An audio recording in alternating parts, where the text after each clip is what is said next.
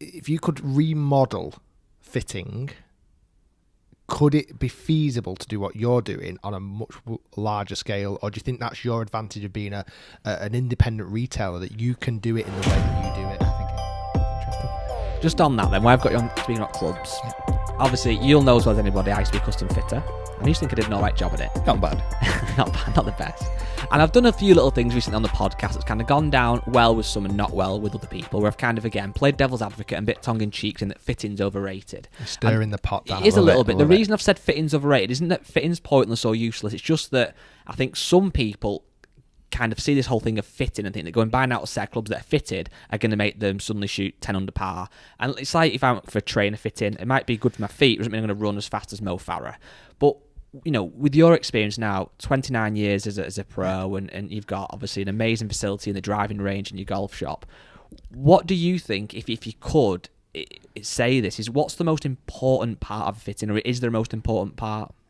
So yeah, I've got my own philosophy, and I fit, for me, you come and have a fitting with me, we don't just fit you in that 1 hour and off you go, because that is, and that's, I think that's what you're touching on. For a lot of people, how are they hitting the ball that day? How are they feeling that day? Are they a bit anxious because they're with a coach? Are they wanting to hit it well because it's new product? So certainly it's easier for a driver fitting, but definitely for an iron fitting as well. If you come for an iron fitting with me, we'll fit you for the core of the product, so like 5 to wedge maybe. And we'll get you, providing you're swinging okay and you're happy with how you're hitting it, the coach, the fitter has to listen. They have to understand a bit about that golfer. Don't just see him off the street and you come fit. Got to get some information how he plays, and then see if that stacks up during the fit, if he's telling you the truth. Obviously we all have visualizations of our game that might not be there.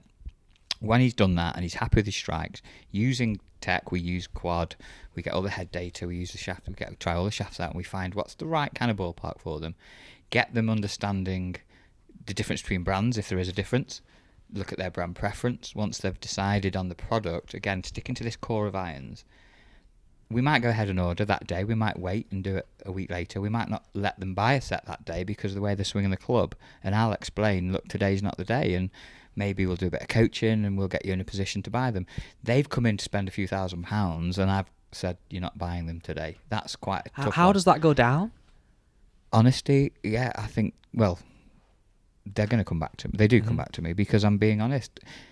Someone who's desperate to get rid of that money might, well, that's not what I wanted. I wanted to buy new toys today. But there's less of them because golfers are pretty educated, aren't they? So for me, going through that process, if we do decide on a product, I also say when they come back for a handover session, in that handover session, we check the lies again, make sure they're happy.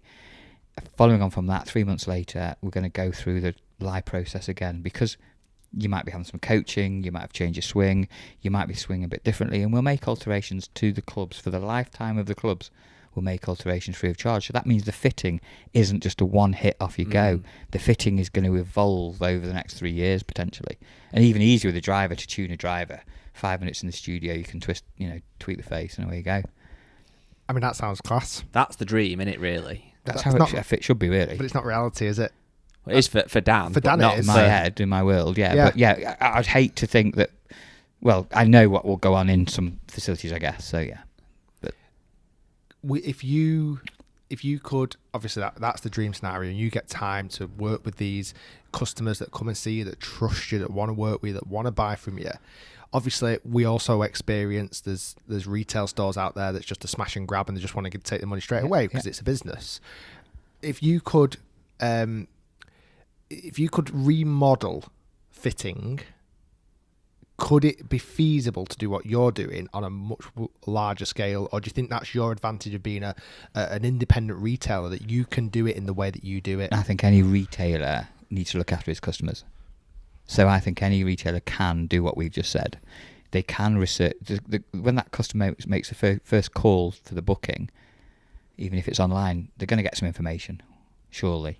That information about the golfer, how often he plays. Once they've got that, they're going to learn about the client. It's good for me that mine is a member, because I'll know them, but I do fit a lot of non-members, obviously, and I'll get as much. When that retailer might have a well-trained coach or expert custom fitter, he should be listening to the client. He shouldn't just be imparting his information on. He should listen to what they want. He'll know what they need, and again, you've touched on it, Guy. In the ballpark, most people are going to be a certain kind of fit. The key, though, is the after sales. Whether you buy a car, whether you buy a pair of trainers, it's how good the after sales is. Now, if that retailer is sticking to a good after sales policy and looking after the client after he spent a couple of £1,000 potentially, then the client will just keep coming back. So you're good at that because you have like a what do you call it, like a pickup service? So a handover session. Yeah. So the handover session for me is twofold really. One, it's great that the customer comes in, hits a few shots with me again or one of the coaches in the studio. But you're underselling this. Describe it, because you really go out and pull out all the stops, don't you? Because don't you box it in a nice Dan Webster box? Yeah, we've done. Get them a little towel, and is that still something you do? Yeah, we do. We again, it's for me, it's making that purchase as special as possible. I hate the thought that a client will come in, collect his clubs, and off he goes. I don't want that.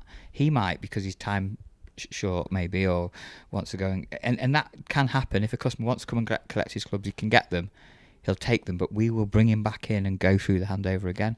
But yeah, I've given nice little gifts away and made it an experience. How would I want that kind of purchase to go for me? That's what I try and recreate. I do think that's something that I think retailers or anybody, pros, doesn't have to be a branded retailer, but can overlook the fact that, you know, in this day and age now, you don't think much of a set of irons costing £1,000, but to most people, £1,000 is a lot of money, so that bit of service is good. But another question I thought of then, and I used to struggle with this when fitting, was that most golfers think they hit it further than they do. Now, obviously, your members are members of a links course. So let's say hole what? How long's hole one at your place? 3:30. 3:30. But I bet most members in the summer, when it's dry, have probably hit up towards the green on that hole with a good drive if they haven't smashed it, or not far off. It can get there. So in their head, they can hit the driver 270 comfortably, 280. Yeah. Get them on GC quad indoor, and it's now going 250. How does that hard then to sell them? Not to sell them, but to get them into a new driver, because thinking, I hit it further than this. What's going on? Yeah, there is always that conversation. But when you explain a bit about swing speed, clubber speed, the fact that you can set the software on quad to replicate a links course. I said I can have you hitting it 290 if you want, but it's still only carrying 240, and that's what you're doing out there. The more honest you are with the purchase, the more honest you are with the customer, the better. Surely, that's just the life of retail. And you look at maybe where you've subconsciously or consciously taken this motivation from. I mean, I know obviously your family are also into cars and things like that as well. Like when you go and pick up a nice new car, like it is an experience. Like you want it to be an experience. Sometimes you have a nice cover on the car and they'll unveil it, and you have a nice car, like a key with oh, this is your new key, and they'll walk you through every single bit of the vehicle, and you think this is pretty good. I like this. And when you ring them back up, they've got your number saved on the system, so that when you ring up, they go, oh, hi Mr. Shiels, how are you doing today? It's like all those little things are so important, aren't they? Yeah. Do you not think? I mean, I'm definitely going off tangent now, but we're in a challenging time. Retail is up against its biggest challenge it's ever had due to what's gone on.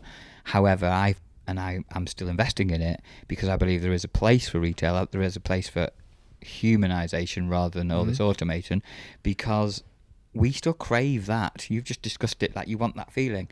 Yes, you will be one day ordering your car from a website and it'll get delivered to your home. It's going to happen. Well, it already is. Like Tesla does exactly. it pretty much. Yeah. So we can't fight that battle. However, if we can keep delivering, and this goes out to any small independent retailer, if you keep delivering a good service, you will succeed. You'll be okay. Well, that's one thing I wanted to touch on then that you kind of almost alluded into there is again one of the things you said at the start of the